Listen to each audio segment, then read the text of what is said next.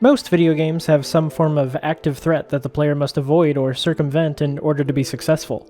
The alternative to success is a failure state that typically involves repeating a section of some kind until you get it right.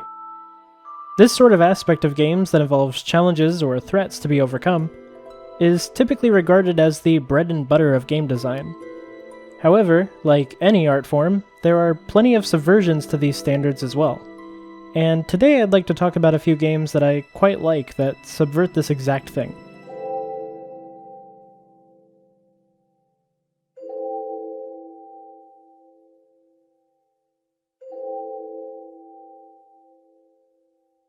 The first game that I want to talk about is Proteus. Proteus is, to me, the exact sort of thing that fits this video. You wander around a randomly generated island for about 40 minutes, taking in the sights and the sounds, and then it ends. And that's it.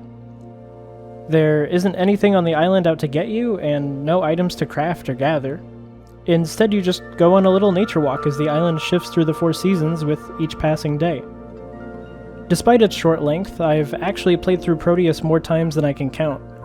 The island changing each time keeps things fresh enough, but what really makes the game so replayable to me is just how comfy it is to be in. Sometimes I'll even lower the game's volume and just put on some nice music to just sort of be in my own little world for a bit.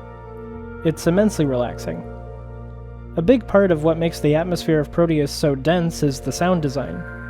Almost every single part of the environment has some sort of audio cue to go along with it, and the sounds themselves have a sort of musical quality to them. From the high-pitched strums of a frog jumping,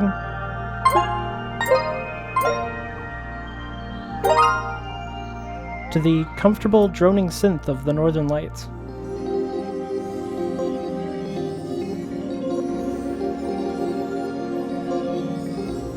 Everywhere you go in Proteus is just both total eye and ear candy.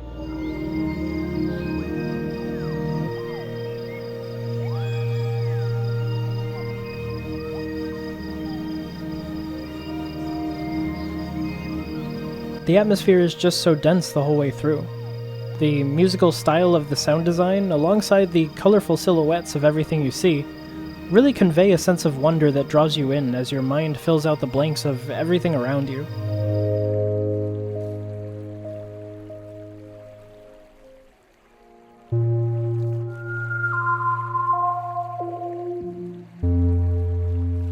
I really enjoy going for walks in real life, and I find that Proteus sort of feels like a virtual nature walk. For me, going on walks is the best form of meditation, but when I can't do that for one reason or another, Proteus ends up being a pretty good alternative. It's relaxing, deeply engrossing, and just a beautiful little experience all around.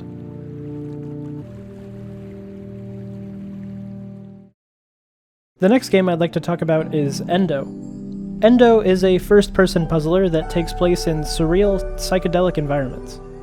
The real hook of the game, though, is the interactivity. Nearly every object has some little animation or sound when you interact with it, and the more involved interactions have a really tactile feel to them. There's a genuine weight to pulling a lever, shaking an apple out of a tree, or spinning a crank wheel.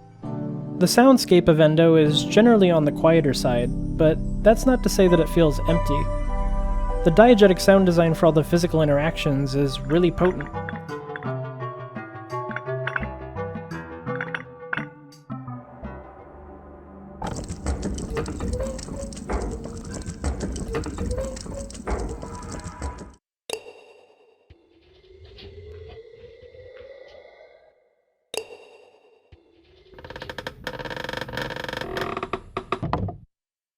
There's something almost meditative about it, in the same way listening to something like a Shishi-odoshi can be relaxing.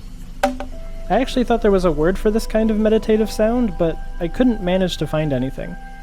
The music is also pretty great. Not only does it usually stand out from the quiet soundscapes, but also most of it is made up of these casual guitar or synth melodies that just melt through your ear.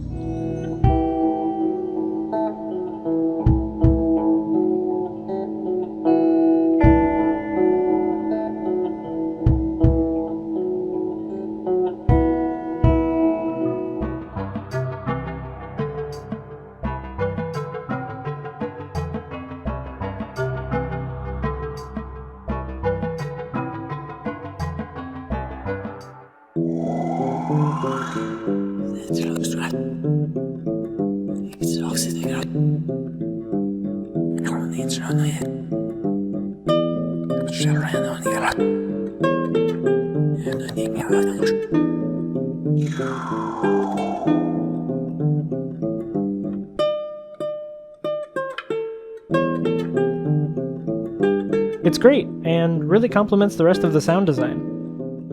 Meanwhile, on the visual side, the psychedelic visuals are really just super vibrant and eye-catching. Pretty much every level has a beautiful view from some location, and there's some pretty neat shader effects that add an extra depth to the materials. Like how there's a faint scrolling texture that seems to be constantly moving over everything. I'm not sure how well it'll show up once the video is compressed, but it's there and it looks pretty neat. Overall, Endo is just a really relaxing and chill little puzzle game. Beyond the puzzles themselves being pretty neat, and the gorgeous visuals, there's also this really charming, almost childlike fascination with nature, as you flip over rocks to find worms underneath, or poke at ants crawling across a log. Things like this, and all the interactions really, bring your attention to the mundane and small in these otherwise grand and surreal landscapes. It's a really unique vibe, and I found it to be really enjoyable. The last game that I'd like to talk about in this video is Outpath. This one is actually kind of intimidating to talk about, honestly, because it's by far the largest and most complex of the 3 games in this video. I haven't even actually finished it yet, but from what I have played so far, I've really enjoyed it. Outpath is a survival crafting kind of game, but without any actual dangers to avoid or prepare against. Instead, the focus is more on resource management, crafting nifty gear or items, and just enjoying the atmosphere. The closest thing I can think to compare it to would actually be an idle game, but you don't really spend any time idle here as there's always something to be doing, and staying idle typically won't result in any progress anyway. So it's more of a grindy type of game, but not in a bad sense. It's like a grindy game that respects your time and actually gives you new stuff to discover at a reasonable pace. It's super satisfying to build up your equipment, expand the island you reside on, and just see what sort of cool items or mechanics the game has to be discovered. The movement is also surprisingly intricate. You can navigate pretty much any surface with ease, and it feels great to elegantly traverse around the complex terrain that these islands can generate. The pace at which it introduces new stuff for you to play around with is pretty much ideal. It never really feels like there's nothing to do, or that your only option is aimless grinding. The flow that the moment-to-moment gameplay falls into is absolutely the sort of thing you could put on a podcast for if you wanted. As a result, it's meditative in a different kind of way than the other games on this list. But that's not to say it doesn't still do a fantastic job at creating atmosphere.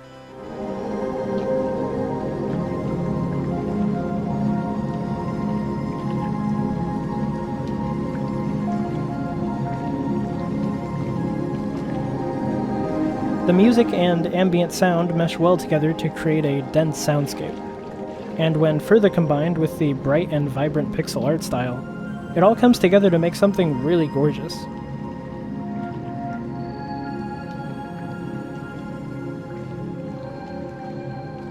It can be fun to zoom around collecting resources, but those moments where you just stop and soak in the atmosphere are just as well put together as the rest of the game, making for an experience that expertly matches the pace of the player. Outpath is a brilliant twist on the survival crafting genre, streamlining things as much as possible and making for an entrancing gameplay loop that feels greatly rewarding to engage with. Alongside that, it also creates a wonderful atmosphere, and a world that's simply pleasant to just inhabit and interact with. If you want something chill that also has plenty of content to dig into, then it's absolutely worth a look. So, that's everything I wanted to share this time around. I tried to have each game down the list sort of increase in complexity, but despite Outpath being by far the most complex, I would still absolutely recommend all 3 equally. It really just depends on the sort of experience that you're looking for. I know it's been a bit of a large gap between that first video and this one, but I'm hoping to shorten that gap further and further as I get more into the flow of making these types of videos. It's still a fairly new style for me, and I also still have a whole other game of my own that I'm working on. The higher priority is definitely the game I'm making, but I think I could still get better at balancing the two. As an apology for the wait, here's a cat. Her name is Ray, and she's very sweet. Alright, anywho, I hope you found some cool new games to check out, and I'll see you in the next one. Thank you for watching.